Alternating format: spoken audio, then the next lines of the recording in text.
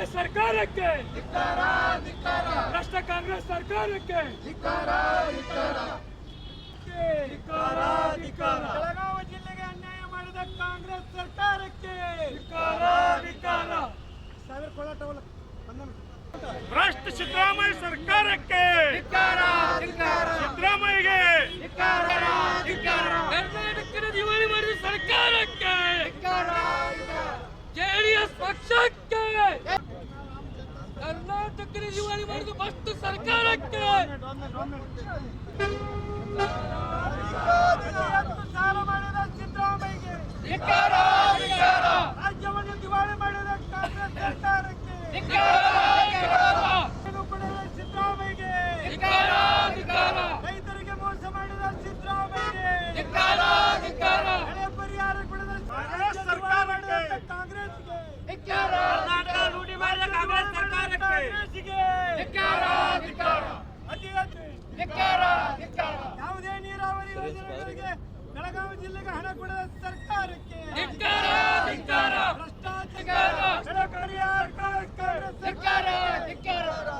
ಬೆಳೆವಿಮೆ ಹಣ ಕೊಡದ ಕಾಂಗ್ರೆಸ್ ಸರ್ಕಾರಕ್ಕೆ ಭ್ರಷ್ಟಾಚಾರದಲ್ಲಿ ಜೈಲಿಗೆ ಹೋದಂತ ಮಂತ್ರಿಗಳಿಗೆ ತುಡುಗರ ಭ್ರಷ್ಟ ಕಾಂಗ್ರೆಸ್ ಸರ್ಕಾರಕ್ಕೆ ಸಿದ್ದರಾಮಯ್ಯಗೆ ಭ್ರಷ್ಟ ಸಿದ್ದರಾಮಯ್ಯ ಸರ್ಕಾರಕ್ಕೆ ಉತ್ತರ ಕರ್ನಾಟಕಕ್ಕೆ ಏನು ನೀಡಲಾರದ ಕಾಂಗ್ರೆಸ್ ಸರ್ಕಾರಕ್ಕೆ ಕರ್ನಾಟಕದ ಲೂಟಿ ಮಾಡಿದ ಢೋಂಗಿ ಸರ್ಕಾರಕ್ಕೆ ಬೆಳಗಾವಿಗೆ ಹಣ ಕೊಡದ ಸರ್ಕಾರಕ್ಕೆ ಬಜೆಟ್ನಲ್ಲಿ ಬೆಳಗಾವಿಗೆ ಹಣ ಕೊಡದ ಸರ್ಕಾರಕ್ಕೆ ಲೂಟಿ ಮಾಡಿ ದಿವಾಳಿ ಮಾಡಿದ ಸರ್ಕಾರಕ್ಕೆ ಅತಿ ಹೆಚ್ಚು ಸಾಲ ಮಾಡಿದ ಮುಖ್ಯಮಂತ್ರಿಗೆ ಭಗವಾನ್ ಸರ್ ಬಂದ್ರ ನೋಡ್ರಿ. ಇವತ್ತು ನಮ್ಮ JDS ಪಕ್ಷದಿಂದ ಬೆಳಗಾವಿ ಜಿಲ್ಲೆಯಿಂದ ಇಂದ ಕರ್ನಾಟಕ ಸರ್ಕಾರದ ಈ ಭಾರತ ದೇಶದಲ್ಲಿ ಹೆಚ್ಚಿಗೆ ಸಾಲ ಮಾಡಿದಂಥ ಮುಖ್ಯಮಂತ್ರಿ ಯಾರು ಇದ್ರೆ ಅದು ಸಿದ್ದರಾಮಯ್ಯನವರು ಅಂತ ನಾವು ಹೇಳಲಿಕ್ಕಿಂದೆ ಇಚ್ಛೆ ಪಡ್ತೇನೆ. ಅತಿ ಹೆಚ್ಚು ಬಜೆಟನ್ನು ಮಂಡನೆ ಮಾಡಿದಂಥ ಮುಖ್ಯಮಂತ್ರಿ ನಾವೇ ಅಂತ ಹೇಳ್ತಾ ಇದ್ದಾರೆ. ಅತಿ ಹೆಚ್ಚು ದಿನ ನಾನು ಮುಖ್ಯಮಂತ್ರಿ ದೇವರಾಜ್ ಅರಸು ಅವ್ರನ್ನ ಬಿಟ್ಟರೆ ಅದಕ್ಕಿಂತ ಹೆಚ್ಚು ಮುಖ್ಯಮಂತ್ರಿ ದಿನವನ್ನು ಆಳ್ವಿಕೆ ಮಾಡಿದಂಥ ನಾವೇ ಅಂತ ಹೇಳ್ತಾರೆ. ಆದರೆ ಭಾರತ ದೇಶದಲ್ಲಿ ಅತಿ ಹೆಚ್ಚು ಸಾಲ ಮಾಡಿದಂಥ ಮುಖ್ಯಮಂತ್ರಿ ಯಾರು ಇದ್ರೆ ಅದು ಸಿದ್ದರಾಮಯ್ಯನವರು. ರಾಜ್ಯ ದಿವಾಳಿ ಆಗೈತಿ. ಆಮ್ಯಾಗ ಈ ನಮ್ಮ ಬೆಳಗಾಂ ಜಿಲ್ಲೆಗೆ 100 ರೂಪಾಯಿಯನ್ನು ಕೊಡದಂಥ ಈ ಕನಿಷ್ಠ ಬಜೆಟ್ ಅಂದರೆ ಈ ಸರ್ಕಾರ ದಿವಾಳಿ ಆಗೈತೆ ಅಂತ ನಾವು ತಿಳ್ಕೊಬೇಕಾಗಿತ್ತು. ಈ ಸರ್ಕಾರ ದಿವಾಳಿ ಆಗೈತಿ. ಈ ದಿವಾಳಿಯನ್ನು ಮುಚ್ಚಲಿಕ್ಕೆ ಸುಮ್ಮನೆ ಏನಕ್ಕೇನಾರು ಒಂದು ಸ್ಟೇಟ್ಮೆಂಟ್ ಕೊಂಡು ಹೋಗ್ತಾ ಇದ್ದಾರೆ. ಯಾವುದೇ ಕಾರಣಕ್ಕೂ ಈ ಜಿಲ್ಲೆಯಲ್ಲಿ ಒಂದು ಹೊಸ ಯೋಜನೆ ಇಲ್ಲ. ಒಂದನೇದ್ದು ಇದು ಇವರೇ ಹಿಂದೂ MK ಹುಬ್ಬಳ್ಳಿಯಲ್ಲಿ ಇವರೇ ಮುಖ್ಯಮಂತ್ರಿ ಸಿದ್ದರಾಮಯ್ಯನವರು ಮುಖ್ಯಮಂತ್ರಿ ಇದ್ದಾಗ 500ರಿಂದ 600 ಕೆರೆಗಳನ್ನು ತುಂಬಿಸ್ತೇವೆ ಅಂತೇಳಿ ಇವರೇ ಒಂದು ದೊಡ್ಡ ಸಮಾವೇಶ ಮಾಡಿ ಗುದ್ಲಿ ಪೂಜೆ ಮಾಡಿದರು. ಇವತ್ತಿನವರೆಗೂ ಒಂದು ಕೆರೆಗೆ 1 ಲೀಟರ್ ನೀರನ್ನು ಬಿಟ್ಟಲ್ಲ, ಒಂದು ಪೈಪ್ಲೈನ್ ಇಲ್ಲ, ಒಂದು ಕೊಡ ಅಲ್ಲ, 1 ಲೀಟರ್ ನೀರು ಬಿಟ್ಟಲ್ಲ.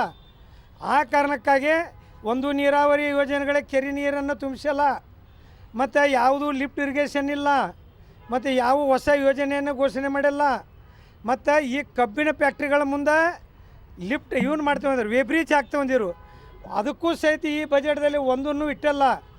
ಒಂದು ಇವ್ರು ಏನಾಗೈತೆ ಎಲ್ಲ ಕಾರ್ಖಾನೆಗಳ ಕೂಡ ಹೊಂದಾಣಿಕೆಯನ್ನು ಮಾಡಿಕೊಂಡು ಈ ತೂಕದಲ್ಲಿ ರೈತರಿಗೆ ಮೋಸ ಆಗ್ತಕ್ಕಂಥದ್ದನ್ನು ಅವರಲ್ಲಿ ಶಾಮೀಲಾಗಿ ಈ ಸರ್ಕಾರ ಈ ಪ್ರೈವೇಟ್ ಕಾರ್ಖಾನೆಗಳ ಮಾಲೀಕರ ಕೂಡ ಹೊಂದಾಣಿಕೆಯಾಗಿ ರೈತರಿಗೆ ಕಬ್ಬಿನಲ್ಲಿ ತುಡುಗು ಮಾಡಲಿಕ್ಕೆ ಪ್ರಚೋದನೆ ನೀಡ್ತಕ್ಕಂಥದ್ದು ಅವ್ರು ಕೂಡ ಹೊಂದಾಣಿಕೆ ಮಾಡಿದಂಥ ಸರ್ಕಾರ ಯಾವ್ದಾರಿದ್ರೆ ಇದು ಕಾಂಗ್ರೆಸ್ ಸರ್ಕಾರ ಅಂತ ಹೇಳಲಿಕ್ಕೆ ನಾನು ಇಚ್ಛೆಪಡ್ತೇನೆ. ಅದಲ್ಲದೆ ನೋಡ್ಬೋದು ನಾವಿಂದು ಒಂದು ಯೋಜನೆ ಬೆಳಗಾವಿ ಜಿಲ್ಲೆಯಲ್ಲಿ ಯಾವುದೂ ಇಲ್ಲ. ಮತ್ತು ಈಗ ವಿದ್ಯಾರ್ಥಿಗಳಿಗೆ ಉದ್ಯೋಗಕ್ಕಾಗಿ ಯಾವುದೂ ಒಂದು ಯೋಜನೆ ಇಲ್ಲ. ಸಾಕಷ್ಟು ವಿದ್ಯಾರ್ಥಿಗಳಿಗೆ ಹೋರಾಟ ಮಾಡ್ತಾ ಇದ್ದಾರೆ, ಅದ್ರ ಬಗ್ಗೆ ಇಲ್ಲ.